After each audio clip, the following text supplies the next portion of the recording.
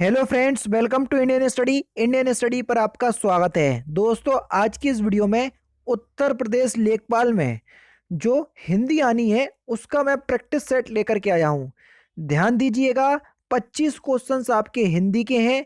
जैसा सिलेबस आपका दिया गया है यूपी लेखपाल का, बिल्कुल उसी के अकॉर्डिंग ये प्रैक्टिस सेट तैयार किया गया है। अगर आप डिस्क्रिप्टिव वे में मेरे से हिंदी पढ़ना चाहते हैं तो डिस्क्रिप्शन में लिंक है अनअकैडमी का। बिल्कुल free of cost special class में हिंदी बिल्कुल थ्योरी वाइज पूरा कोर्स कंप्लीट कर सकते हो। एक बार आओगे क्लास में, खुद क्लास की क्वालिटी आप समझ जाओगे। कई बच्चे यूट्यूब से अनअकैडमी पर जा रहे हैं तो एक्चुअल में उनको लग भी रहा है, और कई बच्चों ने हमसे पढ़कर यूपीएसआई का एग्जाम दिया और हिंदी में 32-35 क्वेश्चंस भी लेकर के आए हैं। ना मानो तो किसी दिन आप बोलना, तो मैं अपना मेल चेक आपको करवा दूंगा, क्योंकि कई मेल आए हुए हैं मेरे पास। ठीक है, पहला क्वेश्चन आपके सामने है। हिंदी का प्रैक्टिस सेट है, 25 क्वेश्चन है। वीडियो ज्यादा लंबी नहीं होगी जैसा अदर चैनलों पे होता है। केवल 10 मिनट के अंदर की वीडियो बनाऊंगा और आप लोगों को जो जानकारी होगी हिंदी की वो पूरी दे दूंगा। ठीक है, क्योंकि हिंदी आपने पढ़ रखी होगी, नहीं पढ़ी तो अनअकैडमी पर आ जाओ। राजा भिक्षुक को दान देता है में कौन सा कारक है? अब देखो, सब लोग को कारक चिन्ह सोचेंगे और तुरंत में कौन सा लगा देंगे? कर्ता ने कर्म को कर्म कारक लगा दोगे। तुम करोगे ऐसे, एग्जामिनर करेगा ऐसे। पूछो क्यों? अरे भैया, जब कोई वस्तु किसी को दान दी जाती है या जब कोई वस्तु किसी को हमेशा के लिए दी जाती है, वापस नहीं ली जाती है, तो वहां पर संप्रदान कारक होता है। तो यहां संप्रदान कारक होगा, तीसरा ऑप्शन करेक्ट होगा, ना कि पहला। समझ रहे? यही बारीकियां अगर आपको सीखना है तो एक बार आओ तो मेरी क्लास में, हिंदी का बिल्कुल मास्टर बना दूंगा आपको। समझ रहे? चलो, व्यस्त शब्द का आपसे विलोम शब्द पूछा है कि सर व्यस्त का विलोम शब्द क्या हो जाएगा? व्यस्त का जो विलोम शब्द हो जाएगा वो क्या हो जाएगा सर? वो हो जाएगा अव्यस्त। क्या हो जाएगा सर? अव्यस्त। तो तीसरा ऑप्शन यहां पर आपका बिल्कुल करेक्ट होगा। नेक्स्ट क्वेश्चन आपके सामने, मैं खाना खा चुका था। मैं खाना खा चुका था मैं क्रिया का, सॉरी, वाक्य में भूतकालिक भेद बताइए कि कौन सा भूतकालिक भेद है। तो आपका सही आंसर हो जाएगा, वह हो जाएगा पूर्ण भूत। अब आप बोलोगे सर मैं कैसे पहचानूं? आपने तो बता दिया ये पूर्ण भूतकाल का उदाहरण है, मैं कैसे पहचानूं? अरे भैया, यहां पर जो चुका था शब्द है, चुका था शब्द आपको पूर्ण भूत की पहचान कराएगा। रहा था शब्द आपको अपूर्ण भूत की पहचान कराएगा। केवल था शब्द आपको भूतकाल की पहचान कराएगा। ठीक है, ये सारी चीजें आपको पता होना चाहिए। आप एक बार आओ तो अनअकैडमी पर, इसलिए बोल रहा हूं। ठीक है, नेक्स्ट क्वेश्चन स्टार्ट करने से पहले मैं आपको बता दूं दोस्तों, जैसा कि आप सभी लोग जानते हैं, मैं आपको बता चुका हूं बेसिकली अनअकैडमी पर उत्तर प्रदेश के जितने भी आगामी एग्जाम है सभी के कोर्स चल रहे हैं। यूपी लेखपाल, UP triple S C PT, UP police constable, सभी के कोर्स स्टार्ट हो चुके हैं। डिस्क्रिप्शन में लिंक है, प्लस सब्सक्रिप्शन आप परचेज कर सकते हैं। लेकिन जब सब्सक्रिप्शन परचेज करना तो रेफरल कोड की जगह इंडियन स्टडी अपने चैनल का नाम अप्लाई करना। डिस्क्रिप्शन में भी लिखा होगा रेफरल कोड, तो वहां से भी आप देख सकते हो। ये यूपीपीएससी आरओ एआरओ का बैच स्टार्ट हो जाएगा, या हो गया होगा, अभी नहीं हुआ, 15 दिसंबर से स्टार्ट हो जाएगा। ठीक है, जिसमें अनअकैडमी के टॉप एजुकेटर आपको अलग अलग सब्जेक्ट पढ़ाते हुए मिलेंगे।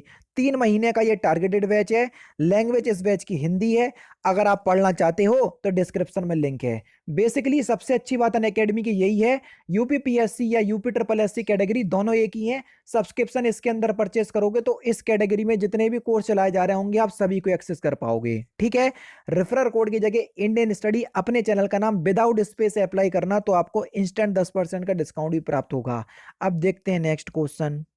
नेक्स्ट क्वेश्चन से आपका क्वेश्चन नंबर 4 और 5 में आपको मुहावरों का सही अर्थ बताना है। पाप का घड़ा भरना, इस मुहावरे का सही अर्थ क्या है? पाप का घड़ा भरना, इस मुहावरे का सही अर्थ क्या है? तो इस मुहावरे का सही अर्थ हो जाएगा पाप की पराकाष्ठा होना। क्या? पाप की पराकाष्ठा होना, पहला ऑप्शन करेक्ट। आंखों में गड़ना, इस मुहावरे का सही अर्थ क्या है? आंखों में गड़ना, इस मुहावरे का सही अर्थ क्या है? तो आंखों में गड़ना, इस मुहावरे का सही अर्थ क्या हो जाएगा सर? वस्तु को पाने की उत्कृष्ट लालसा रखना। ठीक है, चौथा ऑप्शन करेक्ट। वस्तु को पाने की उत्कृष्ट रास्ता लालसा रखना, चौथा ऑप्शन करेक्ट। यहां पर देखो सर, रिक्त स्थान की पूर्ति करना है। व्यंग लेखक सामाजिक फिल इन द ब्लैंक्स पर तीखा प्रभाव डालता है। व्यंग लेखक सामाजिक विधुपता पर तीखा प्रभाव डालता है, चौथा ऑप्शन यहां पर आपका बिल्कुल करेक्ट। रुपए फिल इन द ब्लैंक्स हैं, देखो भैया, क्वेश्चन नंबर 7, रुपए खनकते हैं, तीसरा ऑप्शन करेक्ट। षट्पद का पर्यायवाची आपको बताना है कि षट्पद का पर्यायवाची शब्द क्या होगा। तो षट्पद का पर्यायवाची शब्द क्या हो जाएगा सर? भ्रमर। दूसरा ऑप्शन करेक्ट। क्या होगा सर?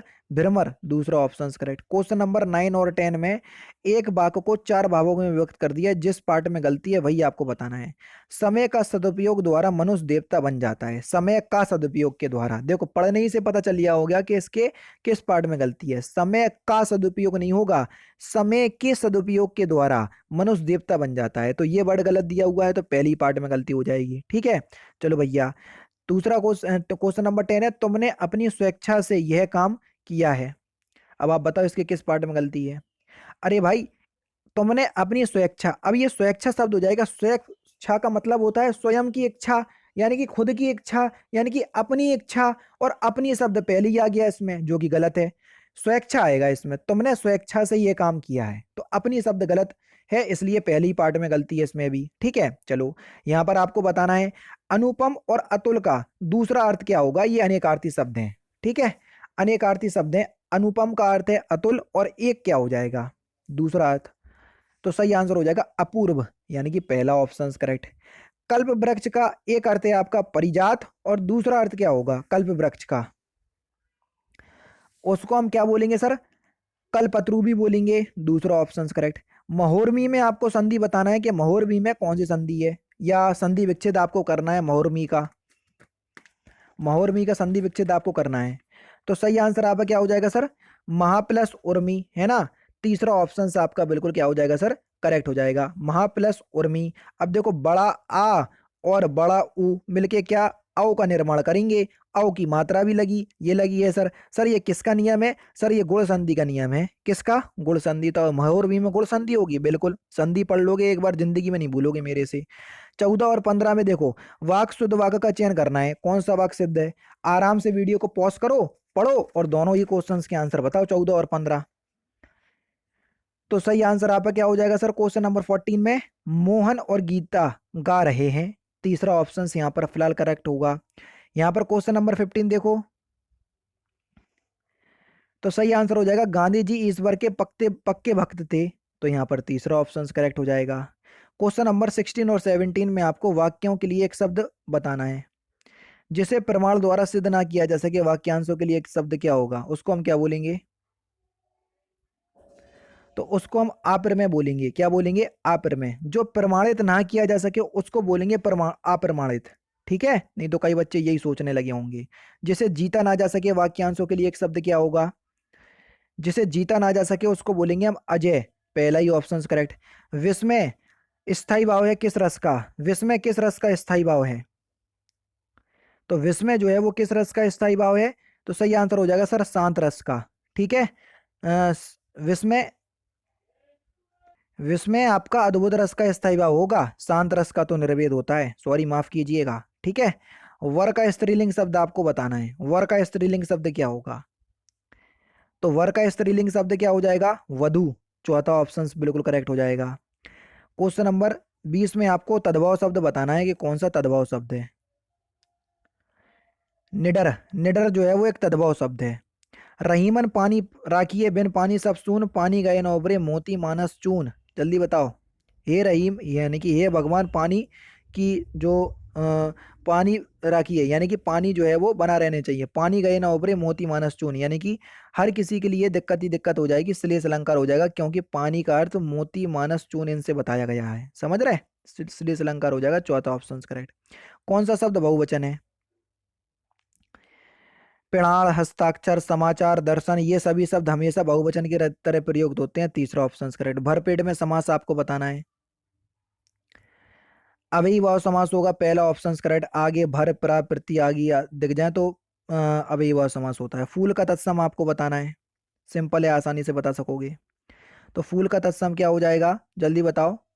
पुष्प हो जाएगा। दूसरा ऑप्शन करेक्ट। लास्ट क्वेश्चन से इस क्वेश्चन का आंसर आपको खुद बताना है कमेंट बॉक्स में। दिए गए शब्द में शुद्ध वर्तनी आपको बताना है कि शुद्ध वर्तनी कौन सी है। इस क्वेश्चन का आंसर आप मुझे कमेंट बॉक्स में बताएंगे। तो दोस्तों, ये थे आपके 25 यूपी लेखपाल के लिए इंपॉर्टेंट क्वेश्चंस जो कि मैंने आज के इस वीडियो में आपको कंप्लीट करवा दिए। अगर आप यूपी पुलिस कांस्टेबल के क्वेश्चन चाहते हैं हिंदी के, तो वो अलग से प्रैक्टिस सेट चलाऊंगा मैं, क्योंकि उसकी हिंदी और इसकी हिंदी में कंपैरिजन करें तो ज़्यादा हिंदी आपकी यूपी पुलिस कांस्टेबल में आने हैं, इसमें कुछ सिलेक्टेड टॉपिक ही आना है, ठीक है। तो उसके अकॉर्डिंग मैं करवाऊंगा और उसको उसके अकॉर्डिंग करवाऊंगा। तो दोस्तों फिलहाल की वीडियो में सिर्फ इतना ही। अगर आपको वीडियो पसंद आए तो प्लीज़ दोस्तों वीडियो को लाइक कीजिए, शेयर कीजिए और साथ ही साथ हमारे चैनल को सब्सक्राइब करना ना भूलें, क्योंकि मैं रोजाना इसी तरह की वीडियोस आप लोगों के लिए लाता रहता हूँ। नमस्कार दोस्तों, जय हिंद, जय भारत।